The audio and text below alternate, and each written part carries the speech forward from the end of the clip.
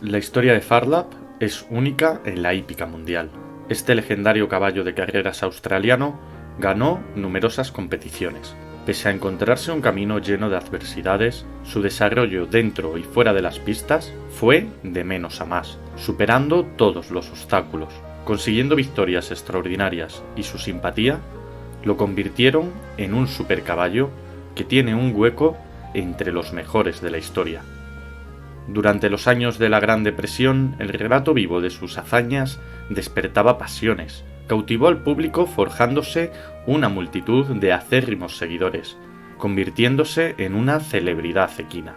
Batió todos los récords en las apuestas, lo ganó todo en Australia, y en su viaje a las Américas para demostrar su valía, dejó una impronta imborrable, hasta el punto de ocupar el puesto número 22 en el top como mejor purasangre del siglo XX del turf norteamericano. Tan conocido es hoy en día por sus fabulosos logros en vida como por su trágica y prematura muerte, rodeada de misterio antes de una importante carrera, que aún hoy copa titulares. Esta es la historia de Farlap, el mejor y más famoso caballo de Australia y Nueva Zelanda, y uno de los mejores caballos de carreras del mundo. Los inicios de la vida de Farlap no fueron como los de otros grandes ganadores. No nació en un rancho dedicado a la cría. Nació en Timaru, Nueva Zelanda, el 4 de octubre de 1926. Cuando tenía 2 años de edad, fue llevado a Australia al principio de la Gran Depresión. David J. Davis, un empresario y ciudadano estadounidense de origen ruso, lo había adquirido en una subasta por 160 guineas, unos $130 de la época, lo que en palabras del entrenador Harry Telford, verdadero instigador de su compra, era un gran negocio debido a su pedigrí. El caballo, después de atravesar el mar de Tasmania en barco, llegó al puerto de Sydney, pero no era ningún campeón, ni siquiera tenía buen aspecto. Era muy alto, delgado, torpe, con la cara llena de verrugas. Era un potro maltrecho que se encontraba en un estado lamentable. Davis, enfurecido, no quería saber nada del caballo y ordenó venderlo inmediatamente. Pero el que sería su entrenador, Harry Telford, insistía en mantenerlo, pues pese a todo confiaba en su decisión. Harry, un entrenador y criador de caballos que en aquella época era víctima de la Gran Depresión, vivía junto con su mujer y su hijo casi en la pobreza, y decidió arriesgar lo poco que tenía, arrendando al potro por un porcentaje de 2/3 de las ganancias si las hubiera, depositando así todas sus esperanzas en un caballo que no decía nada. Por si fuera poco, a la hora de entrenarlo, era perezoso, muy vago, despistado y no destacaba en nada, y su pedigrí no era para nada relevante, pues los padres nunca habían ganado una carrera, pero Harry confiaba en su apuesta. Él sabía que el potro tenía buena sangre más atrás de sus padres, algo que antes no se miraba.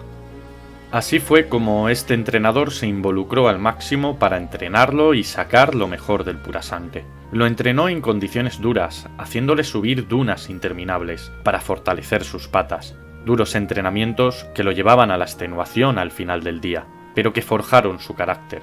El potro, bautizado con el nombre de Farlap, el Relámpago, tuvo un debut poco prometedor, quedando el último en una carrera de 8 caballos. En sus siguientes competiciones repitió los últimos puestos, lo que hizo que la gente no lo tomara en cuenta y lo considerara un caballo perdedor. El caballo no terminaba de arrancar, seguía siendo perezoso y despistado, incluso se tomó la decisión de castrarlo, quitándole sus posibilidades como semental, con la intención de que se concentrara más en las carreras. Cuando las esperanzas en el animal parecían perdidas, se decidió cambiar de enfoque en su forma de hacerlo correr, dejándolo caer atrás para recuperar terreno en los últimos metros, algo que sorprendió a su entrenador por su efectividad, y así fue como este, empobrecido por las deudas, se las ingenió para que Davis, dueño del caballo, pagara la inscripción en el Maiden Handicap, pero con 2 condiciones: una, que no sería bajo su nombre, y otra, que si no ganaba, venderían al purasangre. Con la inscripción hecha para esta última carrera, Harry se enfrentaba a otro problema. Ningún jockey quería montar a un perdedor como Farlap, ocupando su montura el joven aprendiz de 17 años, Jack Baker. El 27 de abril de 1929, todo estaba listo para que se corriese el Maiden Handicap en Rosehill. Farlap, considerado un caballo menor para esa competencia, tenía todas las apuestas en contra. Algo poco halagüeño para su entrenador, pues su futuro dependía de esta competición. La carrera comenzó y Farlap, con una modesta salida, cayó a la última posición donde se mantuvo hasta la última curva. Allí comenzó a ganar posiciones hasta alcanzar por el exterior a la cabeza de carrera, manteniéndose parejo junto con otros dos caballos, hasta que aceleró en un sprint final, cruzando la meta en primer lugar con 2 cuerpos y medio de ventaja y sorprendiendo a todos. Tras esta victoria, sus inicios complicados empezaban a quedar atrás y ya como tresañero continuaría su campaña con buenas participaciones en sus carreras, en las que ascendió de clase, hasta conseguir un segundo puesto en el Chelmsford Stakes de Randwick, carrera en la que empieza a dibujar una sólida campaña y que le valió el respeto de la comunidad de carreras. Tras ese segundo puesto, Farlap ganaría de forma consecutiva el Rosehill Guineas, el Australian Jockey Club Derby, el Craven Plate y el Victoria Derby. Esta serie de victorias le pusieron entre los mejores del país para disputar la prestigiosa Melbourne Cup. La Melbourne Cup es la competición de caballos más importante de Australia y una de las mejores y más famosas del mundo, excediendo largamente el ámbito del turf. Tal es su importancia que el primer martes de noviembre, a las 3 de la tarde, los australianos detienen sus vidas para vivir el clásico, siendo el día uno de los eventos culturales más importantes del país y oficialmente no laborable en Melbourne y otras muchas ciudades. Gracias a su proyección en las últimas carreras, Farlap era el favorito para ganarla ese año, con un 8-11 en las apuestas. Esto incomodaba a personas relacionadas con el mundo de las apuestas en Australia, que veían cómo a medida que los logros del campeón crecían, ellos perdían dinero, por lo que intentaron frenar su progreso. En la mañana del 1 de noviembre de 1930, después del entrenamiento en pista de Farlap y de regreso a las cuadras, un coche siguió al purasangre que iba acompañado de su mozo de cuadra, Tommy Woodcock. Uno de los ocupantes del coche, al pasar cerca de ellos, sacó un arma y disparó contra Farlap. Tom puso al caballo junto a un muro y se interpuso delante de él, protegiéndole con su propio cuerpo.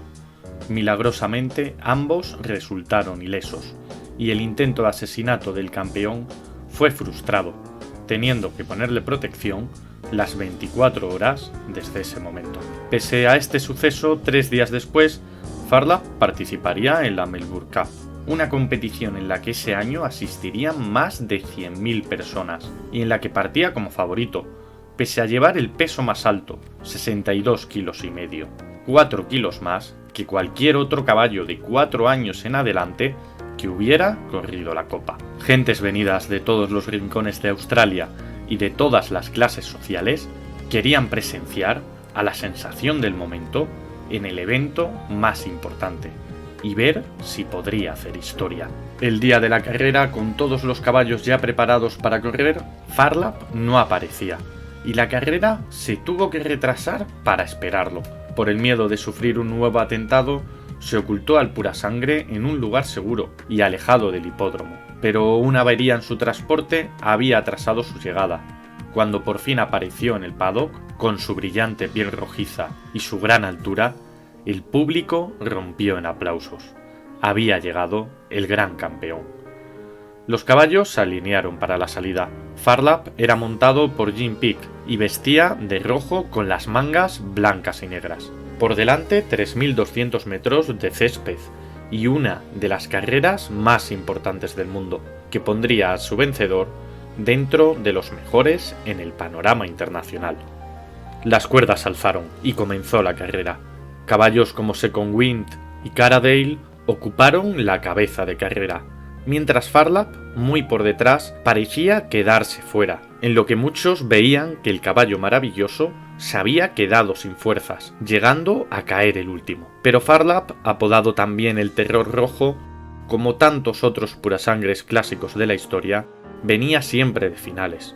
Aceleró y con una gran velocidad, a medida que llegaba a la parte final del trayecto, iba adelantando a sus rivales, acercándose a la cabeza de carrera ocupada por Temptation, Carradale y Second Wind, llegando a la última curva por el exterior, sobrepasando a sus rivales, encarando la última recta en cabeza, mostrando su asombrosa punta de velocidad, y mientras el hipódromo entero coreaba su nombre, cruzó la meta en primera posición.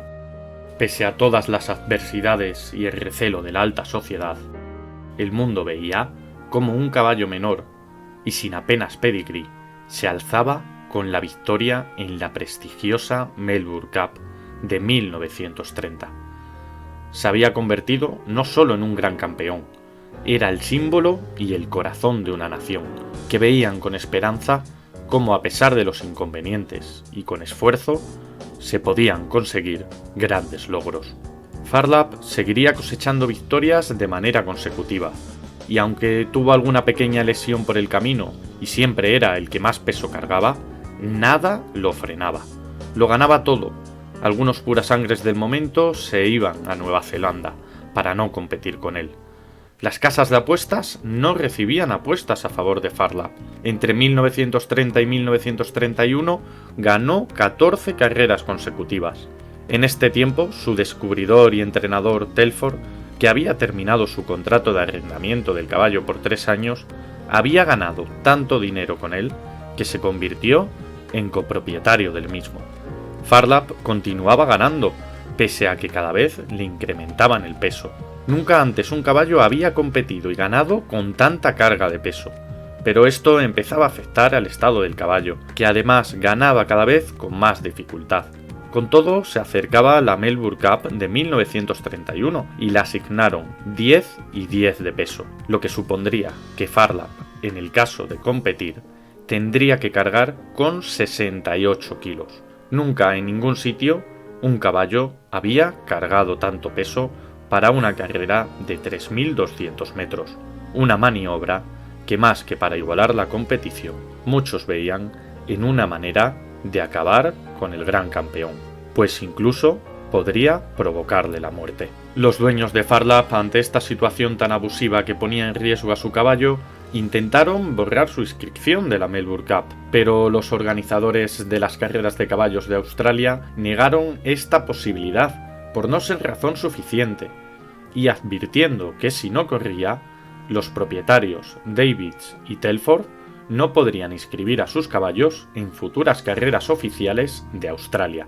Por ello, el 3 de noviembre de 1931, Phar Lap se alineaba en la salida de la Melbourne Cup, por tercera vez en su vida, y con nulas posibilidades de éxito, corriendo una carrera en la que demostró tener un gran corazón competitivo y que por momentos pareció incluso poder ganar. Pero el devastador hándicap de peso y un jockey preocupado como Pike por el sobreesfuerzo de la carrera lo mantuvo corriendo sin forzarlo demasiado, haciendo que acabara en octava posición, en una competición no muy justa, como el público demostró con su descontento por el exceso de peso otorgado al gran Phar Lap, que acabó exhausto. Esta sería la última carrera que Phar Lap correría en tierras australianas, una agria despedida para un purasangre que había conquistado el corazón de una nación, ganando todo lo que ahí podía ganar, incluso en 2 ocasiones en algunos clásicos. Pero esta no sería su última carrera. Phar Lap es invitado a correr en México, el Aguascalientes, con $100.000 en premios. Con la Gran Depresión asolando Estados Unidos, el mundo de la hípica se trasladó en gran parte a México, ganando en esa época mucha importancia y popularidad, convirtiéndose ese año el Handicap de Aguascalientes en la carrera más importante del mundo, donde se darían cita los mejores purasangres. Pero la polémica por el viaje aún hoy está presente. Muchos australianos e incluso su entrenador y dueño Telford se mostraban temerosos de ver al campeón sumergido en tal empresa, un viaje en barco hasta un nuevo continente para competir en unas carreras que no conocía y una superficie y clima no propicios para ello. Telford se negó a ir, y el joven mozo de cuadra, Tom, que salvara a Phar Lap de su intento de asesinato, sería el encargado de entrenarlo en su aventura en el nuevo continente. Tras varias semanas de viaje atravesando el Pacífico en barco, desembarcaron en San Francisco, y de ahí 6.400 kilómetros de viaje por tierra para llegar a Tijuana, México. Una odisea para enfrentar a los mejores purasangres, desde el frío invierno australiano hasta el caluroso verano de México. Farlap no se aclimataba correctamente y las condiciones de la pista de tierra dañaban sus cascos. Además, sufrió una lesión en uno de ellos, que hubiera obligado a cualquier otro caballo a retirarse. Pero Farlap había llegado para demostrar su valía, y con todo llegó el día 20 de marzo de 1932, 13ª carrera del programa, y la bolsa más grande jamás vista hasta el momento. El crack maorí, con las patas vendadas, llevaba el número 9. Su jockey sin experiencia en América sería Billy Elliot, cargando además la mayor cantidad de peso.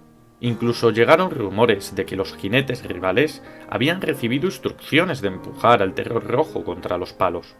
Desde luego, no lo tenían nada fácil para ganar. Todos los caballos ocuparon sus puestos en la salida.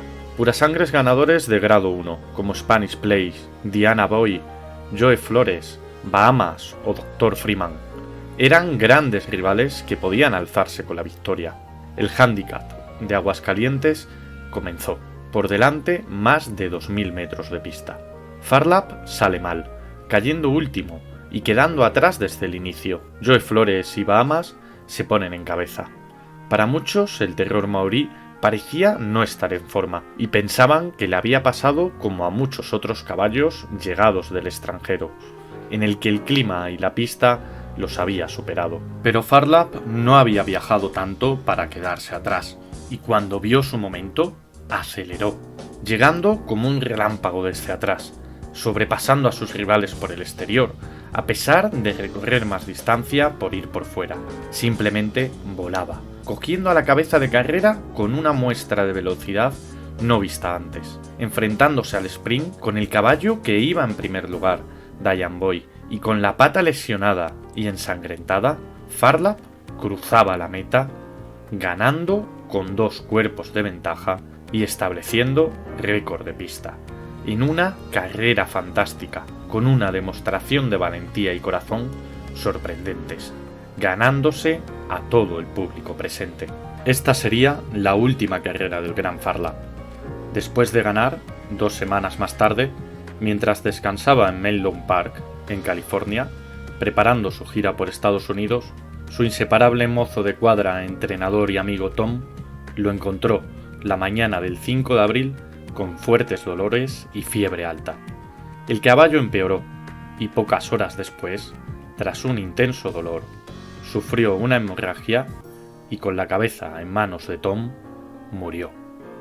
El gran campeón Farlap se había ido. Para muchos no solo había muerto un caballo, había muerto el mejor caballo. Desde su victoria a los 3 años en St. Leger Stage hasta su última carrera en México, Farlap ganó 32 de sus 35 salidas, siendo segundo en 2 de las que perdió, por muy poco margen, y cargando más peso. Dominó las carreras en Australia, ganando una Copa Melbourne, 2 Plate Cox, un Derby de la JC y otros 19 grandes premios por edad, además del Handicap de Aguascalientes. En sus 4 años de carreras consiguió 37 victorias de las 51 en las que participó, toda una hazaña que lo convirtieron en un gran campeón. Las causas de su repentina muerte fue un misterio. La autopsia reveló que el estómago e intestinos estaban muy inflamados, lo que cuadraba con una intoxicación alimentaria, que sugirió el envenenamiento con arsénico, algo que visto por sus antecedentes con un intento de asesinato lo explicaba. Y es que personas con razones para hacerlo no faltaban, atribuyendo como posibles asesinos al crimen organizado, responsables del ilícito y lucrativo negocio de las apuestas, que veían con la inversión del campeón maorí en el turf norteamericano peligrar su lucrativo negocio.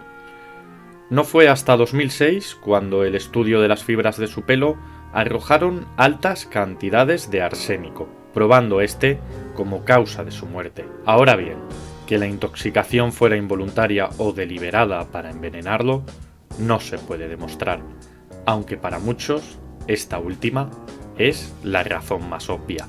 Tras su muerte, la nación australiana y neozelandesa quedó consternada. Tal fue su impacto cultural que aún hoy es toda una celebridad en esos países. Su cuerpo disecado se encuentra en el Museo de Melbourne. Su esqueleto viajó a Nueva Zelanda y se encuentra en el Museo Nacional de Wellington. Su corazón pesó en la autopsia 6,2 kilos, el doble de un caballo normal, siendo el más grande hasta que se descubrió el de Secretariat. Se exhibe en el Museo Nacional de Australia, en Canberra, y es el objeto más visitado del museo. Varios libros, canciones, películas y documentales tratan sobre su vida y muerte. Es uno de los miembros inaugurales del Salón de la Fama de las Carreras tanto en Australia como en Nueva Zelanda, siendo un icono nacional en ambos países. Hay un sello de correos con su imagen, varios monumentos y calles en su honor, incluso en Estados Unidos, donde también dejó su huella ocupando el puesto número 22 del ranking elaborado por la revista Blog Hearts de los 100 mejores campeones pura sangre estadounidenses del siglo XX. Al igual que Seabiscuit fue un héroe en los duros años 30 de la Gran Depresión en Estados Unidos, Farlap lo fue al otro lado del océano, un símbolo de esperanza en forma de caballo, cuyos logros a través de un camino lleno de obstáculos y adversidades capturaron la imaginación del público y a base de fuerza se convirtió en un campeón, un caballo inolvidable que se forjó su propia leyenda.